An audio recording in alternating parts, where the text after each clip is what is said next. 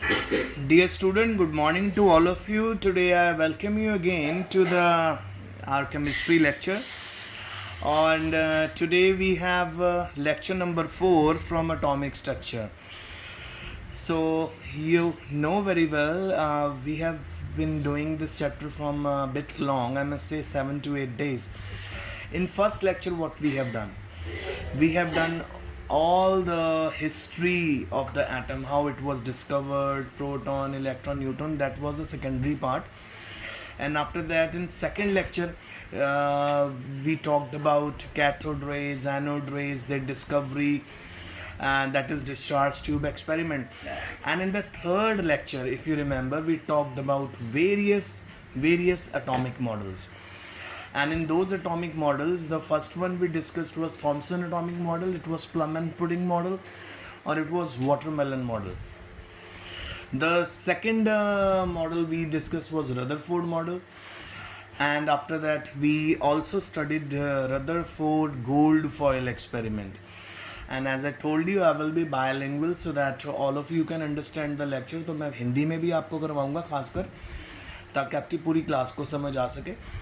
सो Thompson atomic model में हम लोगों ने प्लम एंड पुडिंग मॉडल में देखा कि उसने बोल दिया था कि पॉजिटिव चार्ज बाहर होता है और इलेक्ट्रॉन्स अंदर एम्बेडेड होते हैं. और पर वो बहुत जल्दी डिस्कार्ड हो गया, क्योंकि जब उसके ऊपर अल्फ़ा पार्टिकल्स हमने बम्बार्ड किया अल्फ़ा पार्टिकल्स, तो उसके अंदर से क्रॉस हो गए. और आप सभी को पता है कि अल्फ़ा पार्टिकल्स पॉजिटिवली चार्ज्ड होते हैं, ठीक है ना बेटा. सो बच्चों, with the passage of time ये मॉडल डिस्कार्ड कर दिया गया, ठीक है, क्योंकि ये मॉडल बिल्कुल उल्टा था. पॉजिटिव चार्ज तो सेंटर में होता है न्यूक्लियस की फॉर्म में, जिसके अराउंड इलेक्ट्रॉन रिवॉल्व होते हैं.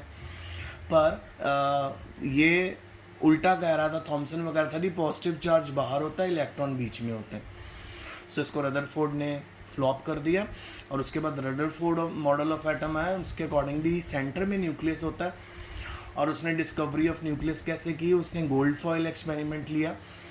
गोल्ड फॉयल एक्सपेरिमेंट में बेटा उसने क्या किया? उसने अल्फ़ा पार्टिकल्स को बम्बार्ड किया गोल्ड फॉयल के ऊपर, और उसने ये देखा कि वहाँ पे कितने पार्टिकल्स 20,000 पार्टिकल्स की जो उसने बम्बार्डमेंट की, उसको उसने नोटिस करा क्या उसमें से 100 या 90 वापस आए, पर अलग अलग एंगल्स में आए. तो यहाँ से ये पता चला न्यूक्लियस के बारे में. अब बेटा हमें नेक्स्ट लेक्चर आ रहा है जिसके अंदर हम लोगों ने इलेक्ट्रॉन, प्रोटॉन, न्यूट्रॉन निकालने होते हैं. सो उसको करवाने से पहले आपके बेसिक्स इम्प्रूव करना बहुत ज़रूरी है. तो आज का लेक्चर 9th-10th के बेसिक्स के साथ है. आपको याद होगा, आपको एटॉमिक नंबर याद करवाए जाते थे. आपको 1 to 20 एटॉमिक नंबर तो याद होने चाहिए. और एक सिंपल सा फंडा होता है बेटा, जो एटॉमिक नंबर होता है ना, अगर आप उसको 2 से मल्टीप्लाई कर दोगे तो वो उसका मास नंबर भी आ जाता है. सो आज मैं आपको 1 to 20 एलिमेंट्स बताऊंगा, उनके सिंबल्स बताऊंगा, और मैं आपको बताऊंगा कि कैसे उनके अंदर इलेक्ट्रॉन अरेंज करने हैं, ऑक्टेट रूल क्या होता है. जब मैं आपको इसमें प्रिपेयर कर दूंगा, तो जब मेरा लेक्चर नंबर 5 आएगा ना, दैट इज़ ऑन थर्सडे, उसके अंदर मैं आपको बताऊंगा कि कैसे अलग अलग एग्जांपल्स में हम इलेक्ट्रॉन, प्रोटॉन, न्यूट्रॉन निकालेंगे. सो बेटा ये सारे लेक्चर एक दूसरे के लिंक में है. सो अगले लेक्चर के आने से पहले आप इन सभी एलिमेंट्स के एटॉमिक नंबर बहुत अच्छे से याद कर लेना, मास नंबर याद कर लेना, और साथ में आप देखना है कि उनमें इलेक्ट्रॉन्स की डिस्ट्रीब्यूशन कैसे है और कैसे इलेक्ट्रॉन प्लेस होते हैं. शुरू करें, आइए. अच्छा तो चलिए शुरू करते हैं.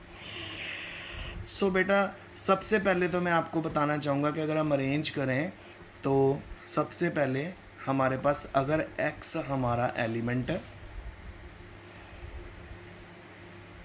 तो उसके यहाँ पे नीचे यहाँ पे होता है एटॉमिक नंबर,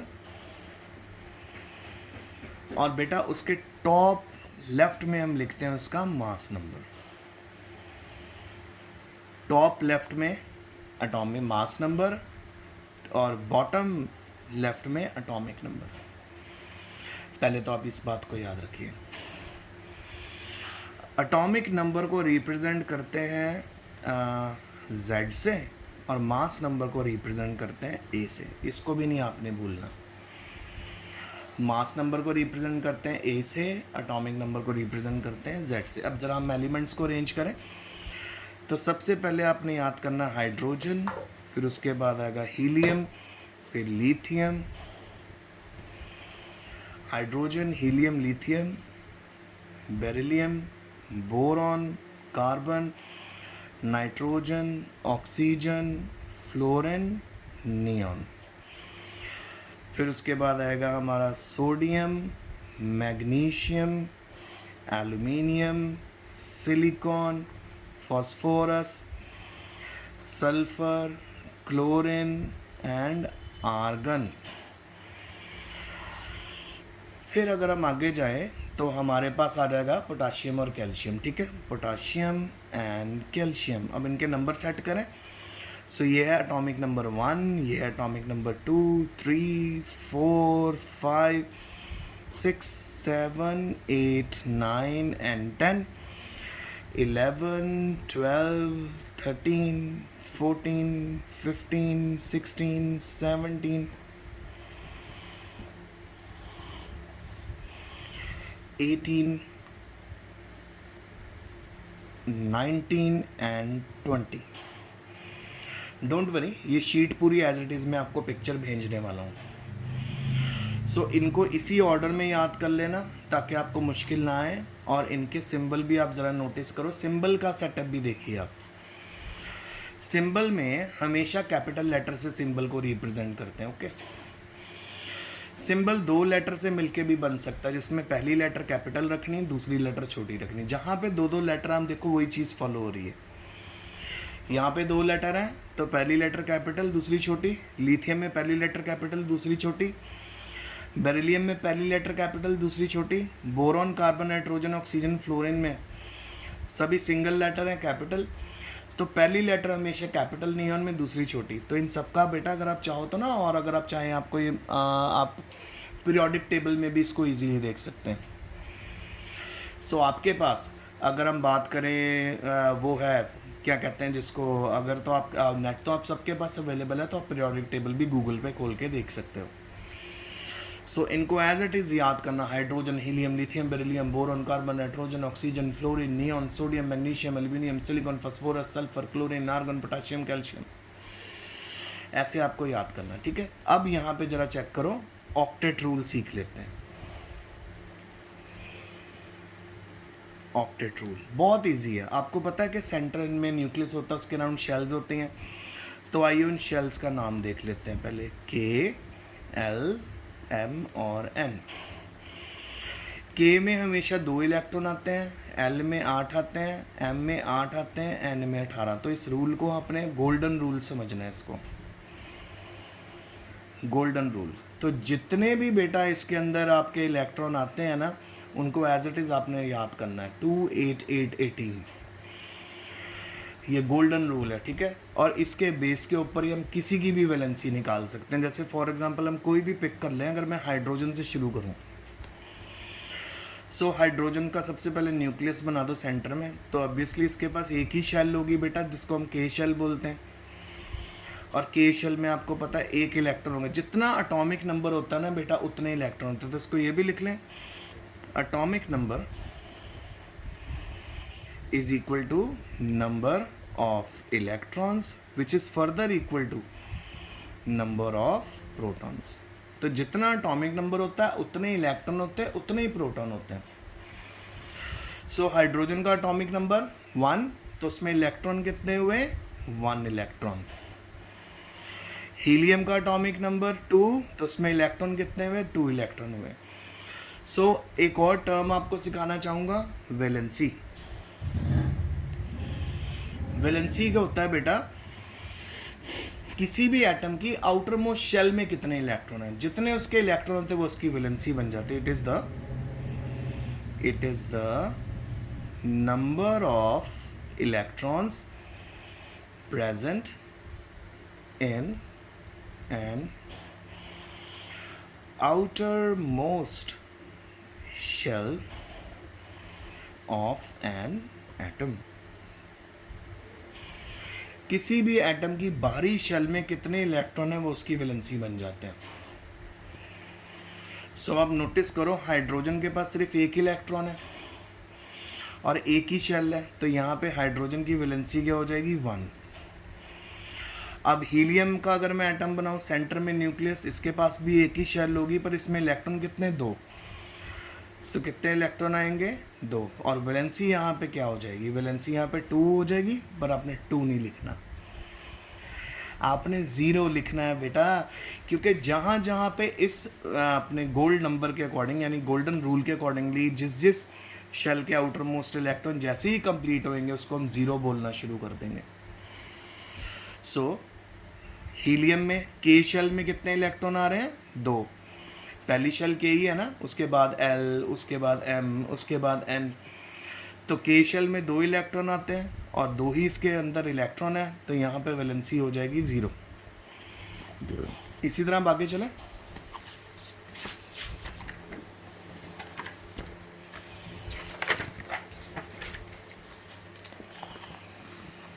आगे हीलियम हो गया। अब मैं रैंडम ऑर्डर में कोई भी नंबर उठा रहा हूँ, कार्बन उठा रहा हूँ 6। एटॉमिक नंबर कितना है, 6। तो नंबर ऑफ इलेक्ट्रॉन कितने हैं इसके पास, 6 इलेक्ट्रॉन होंगे इसके पास, ठीक है बेटा। और प्रोटॉन्स कितने हुए इसके पास, वो भी 6 हो गए। तो सबसे पहले आप शेल इसका स्ट्रक्चर बनाते हैं, न्यूक्लियस, पहली शेल के, सेकंड शेल एल। अब के में आपको पता है 2 इलेक्ट्रॉन आते हैं, 2 भर लीजिए। अब आपको पता है कि बाकी कितने रह गए, 6 इलेक्ट्रॉन में से 2 तो भर दिए, 4। तो आउटर मोस्ट शेल में कितने आ गए, 4।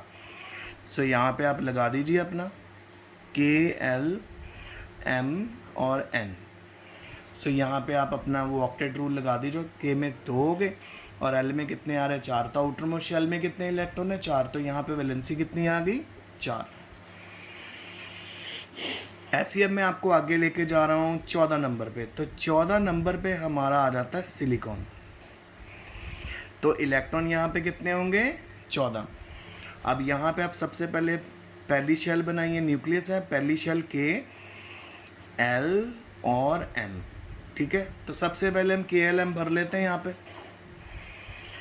के L M, K shell, L shell, M shell. K में कितने आएंगे, 14 को अगर हम प्लेस करेंगे 2 आएंगे।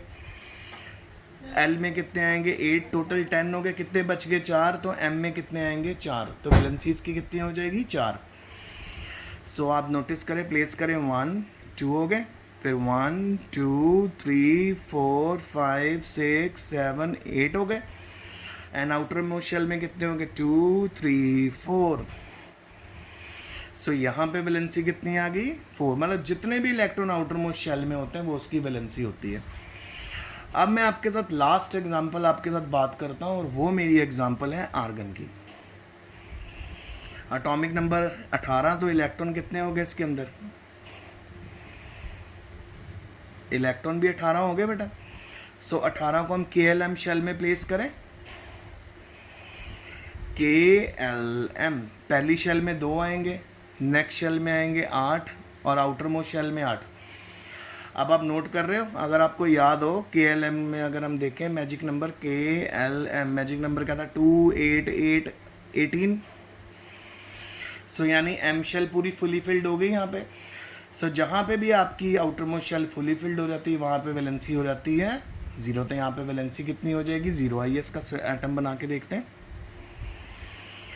First shell, second shell, third shell, K L M. First shell में 2 इलेक्ट्रॉन, आउटर शेल में 2 और आउटर मोस्ट शेल में 8। सॉरी, फर्स्ट शेल में 2, के में 2, एल में 8, एम में 8। तो बेटा यहाँ पे वैलेंसी कहाँ पहुँच गई हमारी, 0, क्योंकि आउटर मोस्ट शेल में इलेक्ट्रॉन फुली फिल्ड है, कंप्लीट है। सो ये आपका आज का पूरे का पूरा लेक्चर था बेटा। इसको अच्छे से रिकवर कर लेना, क्योंकि अगर आपने इसको अच्छे से रिकवर नहीं किया तो जो मैं आपको लेक्चर देने वाला हूँ, लेक्चर नंबर 5, जिसमें प्रोटॉन, न्यूट्रॉन, इलेक्ट्रॉन निकालने हैं, तो वहाँ पे आप मुश्किल में फंस जाओगे, ठीक है। सो आज का लेक्चर बहुत अच्छे से रिवाइज करना है। जो आपको होमवर्क दे रहा हूँ वो ये है, एटॉमिक नंबर 1 से लेके एटॉमिक नंबर 20 तक सभी के आप स्ट्रक्चर बनाइए, ठीक है। एटॉमिक स्ट्रक्चर बनाइए, शेल्स में अरेंज करिए इलेक्ट्रॉन्स को, हर एटम की वैलेंसी निकालिए। ये आपका आज का होमवर्क है, इसको अच्छे से सॉल्व कर लेना होमवर्क को। उसके बाद मैं आपको जब मिलूँगा थर्सडे को तो मैं आपको लेक्चर नंबर 6 दूंगा, लेक्चर नंबर 5 दूंगा ऑफ एटॉमिक स्ट्रक्चर, जिसके अंदर मैं आपके साथ सारा इलेक्ट्रॉन प्रोटॉन न्यूट्रॉन का कॉन्सेप्ट डिस्कस करूँगा। सो आज के लिए इतना ही बेटा। Stay safe, stay home and study hard.